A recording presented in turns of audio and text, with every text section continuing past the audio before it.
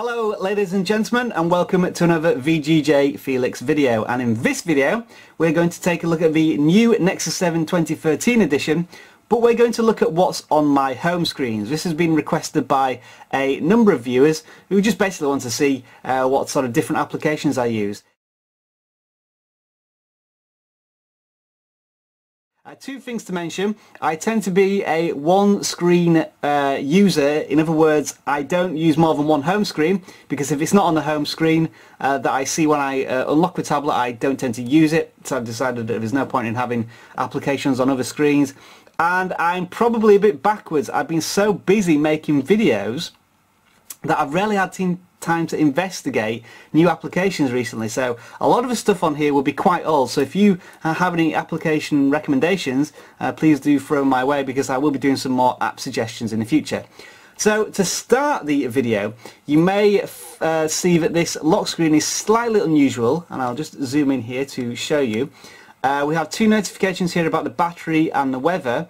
Now this will also give me notifications for new emails and Facebook, and what this is a dash clock widget, and it's a lock screen widget, and it's excellent because basically what you do is you download the main application, and then you can add all sorts of widgets or extensions to it. So as you can see, these are the widget extensions I have, and then I can add all these extensions that I've also got, but even better is if you just click on the options here and click on Get More Extensions and go to the Google Play Store. There are hundreds of additional widget notifications that you can get for this application, and I think pretty much they're all free. I can't see any money next to any of the applications, so it's a brilliant lock screen widget, so I highly recommend that. So just before we go into the screen itself, along the top I don't really have any widgets or notifications other than this battery widget reborn that I've had for a very long time. It gives you a nice breakdown of how much time you've got left, or estimated time you've got left, and how it's been running in the last couple of hours. You've got a few more options as well. You can set, I think, sleep for Wi-Fi and so on, but that's the only in-tray notification I have there. So on to my actual home screen, and just before I talk about what's on the home screen, we'll talk about the launcher that I use. I use something called Nova Prime, a very popular launcher. It is very similar to the stock launcher, which is why you might not notice much of a difference. However, if I bring in my other tablets, you may notice one small thing, or you might not. It could be indistinguishable. Can you notice here how the widget here is bigger than the widget here? Because this is on a 7x6 grid, whereas this is on a 6x6 grid. So Nova Launcher enables you to put on more sort of blocks on the screen, so you can make things bigger. I think you may just notice as well that the icons down here are slightly bigger than they are down there. So it's just some subtle changes which make Nova Launcher an excellent widget. There's also loads of things you can do. I think if you can, if you notice here, if I swipe down, not at the top of the screen, that still brings down the widget, because it has extra gestures that you can do. So Nova Launcher enables you to do a lot more things. Also, you can get a little number count on like how many emails you have, how many Facebook notifications you have. I don't have any at the moment, but that's just an example of what Nova Launcher can do. There is a free version, but the version for extra features does cost, I think, about £2. But that's the launcher I would recommend. So looking at the top row of applications, I put them into simple folders and mark them like education, shopping, utilities and so on. Education is not much in there because I don't want to learn anything these days, but we've got these TED Talks, which are presentations from dignitaries and professors from all around the world. I always say that it's a fantastic app, but I never use it. I should probably use it more. Wiki Encyclopedia is the Wikipedia application that I use, and I do apologise that I'm probably going to be zooming in and out quite a lot in this video. The reason I like it is because that when you go to an article that crashes. I wonder if that's the style that's not working again. The reason I choose this application is because the line sizing is good, and you can change the font size, which I'm always a big whinger about when the font size isn't quite right, but this gives you some flexibility, and it's presented in quite a nice way. On to TV and films. I have just IMDb there for checking out movie trailers and television trailers and such, and then Flickster is used for getting cinema times for your local cinema showings and films. Games, there's been a massive reduction in games because I haven't been playing many games recently on the tablet. Stick Cricket is a big favourite that I've played all the time. It's really addictive. Even if you don't like cricket, I suggest you give that one a go. NSS is called New Star Soccer, and if you imagine sensible soccer combined with Premier Manager, and it really is kind of a 1990s feel game to it. It's so addictive if you do get into it. And Words with Friends, which is just a Scrabble clone, but everyone plays it. Books, I have playbooks, which I don't actually use, and then Moon Reader in case I get a book which I haven't got from the Amazon Kindle store, so I can read it on there, because Moon Reader can read EPUB files, and it's very flexible in terms of its font size and changing the backgrounds and so on. I have a single spot for settings, and again just another battery widget there. That's not an application, that's a widget. News over here, Google Currents, which I used to use a lot but I never use anymore. Appy Geek, and this is what Appy Geek is down here. I've done a video specifically about Appy Geek, which is a brilliant application because first of all you can tailor make what news you have. Like here I've set all my topics, but if I just go into the application itself for 1 second, you can set up keyword searches. So I set up keyword searches for the Galaxy S4, tablet, Google Play, Nexus 7, and basically if I tap on one of the news articles, it then brings up kind of a newspaper style. So these are all news stories linked to the Nexus 7 from many different sources. It's not just a one news site. This is aggregated from hundreds of sources, I think. So they're saying here Nexus 7 2 problems not all solved with updates. I think I've just proved that with this.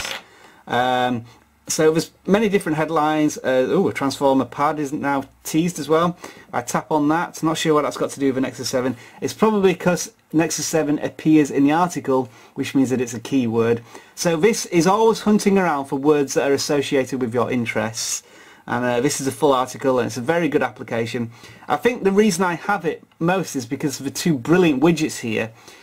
So I've got a widget for Appy Geek, which is for technology, so that gives me all the quick news stories on my interested topics, and then another one called News Republic, which I have for football and UK stories, and it's just a very good snapshot of news. I don't always press on the news stories, it's enough just to see the headlines, and if I am interested in one, quick tap and I'm into the story itself. Again, I do apologise if I'm going through this quite quickly, but it's going to be a long video, so I'm trying to get through as many applications as I can. Sport, I'm a big sport fan. FootMob is my application for keeping up to date with football, so we can see the scores that have happened today. Liverpool beat Manchester United, and that just gives you a breakdown of the score, everything that went on, so a lot of bookings in that game. Scroll it to the side, live commentary, there's your lineup, statistics on the match, and then the table at the end. And this will also give you alerts to goals for your favourite team, and my favourite team is Huddersfield Town, of course. So that's FootMob. Going back into sport, that was another football application, but I haven't really used it yet. Fantasy Football Buddy is for the official FA Premier League fantasy team, and I've had a pretty good week this week. This is my team. Have some of that. Zabaleta at 24 points. That is delicious. So yeah, I've got a couple of players to come in as well, Anelka and Morrison, but yeah, not a bad week this week. I do apologise for you American or anyone else who has no idea what I'm talking about there. Another football application not really used it, and BBC Sport, which I don't particularly think is a good application, mainly because usual bugbear is that when you go to a story and you, for example, look at this story, and the text is a little bit too small for my liking and there's no way to change it. So yeah, that's probably one that I don't use as much as I should do. Shopping, just eBay and Hot Deals UK. Hot Deals UK is a site based in the UK that gives you the best value for items, and I've bought many things. I've spent far too much money going onto that website and buying stuff. Highly recommend it. Video and audio, a bit more here. The BBC iPlayer, obviously. BBC iPlayer radio player, which is very good as well. Tuning radios, that's so that I can get other radio stations such as Talk Sport when I do want to listen to that on occasion.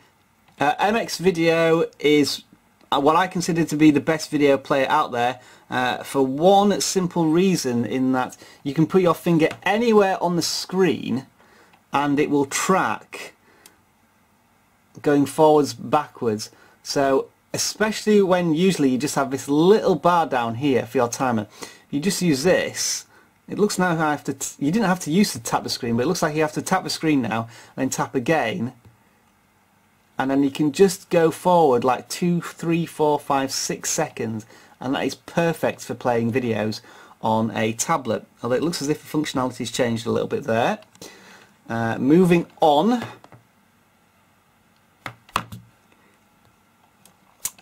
Sound horn, that is for if you hear some music and you don't know what it is, you can let the tablet listen to it and it'll tell you what the music is. TV catch-up is for watching television in the UK. That gives you access to pretty much any television station in the country. UK obviously, you can't use it abroad. Ammo Navi X is for streaming videos, I think. Haven't used it for a while. TV Guide is again just a guide for seeing what's on television. Not bad. Flickster, I've already had that, and Showbox I think is for watching television, but when I tried it, it didn't seem to work at all. Utilities, here we go then. So I have my Nova settings here. Audio Manager is not quite what it seems. Audio Manager is a place for hiding files from other users, and it looks like, this hasn't been set up unfortunately on this tablet, I haven't really used it yet. This looks like a sound management thing, but what you actually do is you tap and hold on there and it takes you through to a secret access to your files. So no one would know how to access it unless they knew this application, and then they'd have to guess a password anyway, but I haven't used it on this tablet yet. Clean Master, that's for checking cache and clearing junk files. Download, that's a system application, just tells you where your downloads have gone. ES File Explorer, I always recommend to people to get a File Explorer because the Nexus 7 doesn't come with one as default, and this just gives you access to the Nexus 7's folder and file structure as you would usually have one on a PC, laptop computer type thing. And so just a random example, I've just gone in to look at some pictures, but if you transfer files from the PC or backup files, it's a good starting place for finding different things. Nexus Media Importer, that is for plugging hard drives and flash drives into the Nexus 7. I've already done a video about this. It's a bit temperamental at the moment on the new Nexus 7, and I'm going to do an updated video when that works properly. Screen Test is just to check that you have no dead pixels on the tablets by cycling through some different colours like so. What else do we have? You notice here that it's a bit slow to respond now. It's gone a bit psychopathic there. Let's just go back. Well, this is interesting. I'm going to leave this in the video, but my tablet is responding very slowly here. It's going absolutely bonkers. So I'm going to lock the tablet, I think, and then unlock it. Interesting little diversion there. Set brightness, I used to have that for setting the brightness to different levels. I don't think I use it anymore, to be honest. because swiping down from the top of the screen more than does that these days. That is an application killer. So now I have 1 gig of RAM, which is wonderful. That'll soon disappear. Dolphin Browser. The main reason I use Dolphin Browser, although I haven't used it much on the Nexus 7 and I haven't set up my favourites yet, is for one simple feature. Swipe in from the right and you get quick access to your favourites. And I don't know of another browser that does that better. So that's Dolphin Browser. Gmail, obviously, the BBC weather application. In the social media I have Facebook, Tweetcast, which is a Twitter variant, Skype, Page Manager, which is to manage my Facebook page, which is VGJ Felix obviously, and then Google Plus, and then I've just set up a folder for Maps, Google Earth and Google Maps, and this here is simply a off button. Instead of pressing a power button, that will lock the tablets. And that, ladies and gentlemen, is pretty much it for the home screen icons. I've got 2 widgets here, obviously, as I've already explained, for news, and then right down at the bottom here, I'm not sure why I have them at the bottom since I virtually never go off this page anyway, but I have YouTube, which has just been updated. This is called Tapatalk, and this is excellent for checking out forums. So you sign up to forums, and then if it's compatible with Tapatalk, let's see, how do I... So there we are. These are all the different forums that I have accounts for and I've logged into using Tapatalk. And then you'll just tap on a forum and quickly go to the threads, choose to read that one, and then there you are, reading a thread. Very good for consuming content. Obviously posting is as difficult as it always is using a keyboard on a tablet. So that's Tapatalk. Amazon Kindle, I am a big book reader, so I have that at hand. Google Play Store. The Guardian website, which has got some good news for technology, and then probably the news app that I use most is the BBC News app, probably for 2 reasons. First of all, it's the BBC and they have what I consider to be the best media coverage on the planet, but it's also quite a simple application. There's nothing too technical here. You just scroll along the top stories. I think what's best is it doesn't try and give you too much information. There's just enough news stories here to cycle through what might interest you, so that's an excellent application. And that is a very quick whistle-stop tour of my tablet. If you do have any questions about any of these applications, please do ask me and I'll try and explain them in more detail, but to try and go through every application in detail and then list them in the description is going to take forever. So this really just was a quick video. I'll just show you what I have on the second page, although I don't really use this one. I have the Fringe, but this was for the Edinburgh Fringe Festival to find out when shows were on. Now TV is a movie streaming service in the UK.